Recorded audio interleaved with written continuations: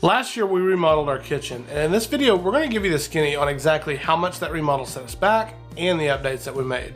Our kitchen remodel was one of our biggest projects that we've tackled to date. We did most of the work ourselves and managed to save around $20,000 compared to the average kitchen remodel prices. So here's the price breakdown of our whole project.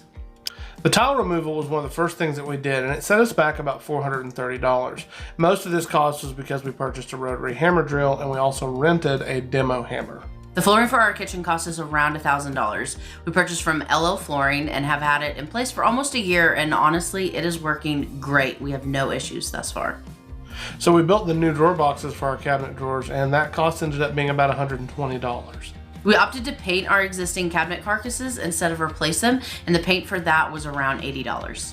We chose Valspar paint for the walls and the ceiling and Behr for our trim paint. Altogether, this ended up costing us about $221. The door and drawer hardware we purchased for $120. And we upgraded the blinds in our dining room and over the sink to a woven style blind from blinds.com. And they're pretty expensive, but they are without a doubt our favorite blind. They ended up costing about $383 for both of them. We replaced all of our trim except for the crown molding, and it ended up costing around $250. And against my better judgment, Jess added a rug to the kitchen,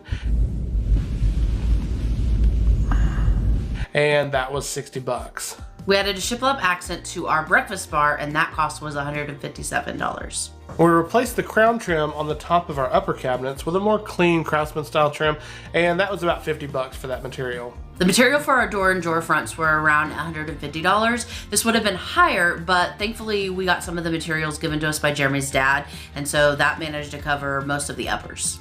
Soft close door hinges from Bloom wound up costing around $200.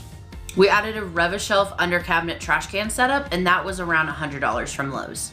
We added undermount soft close drawer slides from Bloom to our cabinets, and that was about $225 for 9 drawers. It's a little bit high, but they're really nice. Really nice. We used Sunco can light retrofit kits to upgrade our can lights to flush mount LED lighting. We got 12 of them for $65. We added multiple Casa smart switches from TP-Link and also changed our garbage disposal switch to a momentary switch so that when you let off the switch, the disposal stops. We felt this might be a good safety upgrade since we have kids. Altogether for these switches, we were about $87. We purchased a few specialty tools, including a very expensive but excellent hinge jig from Bloom. That set us back about $300. And finally, we purchased a rotary hammer drill for $200 when we removed the tile from our kitchen and laundry room.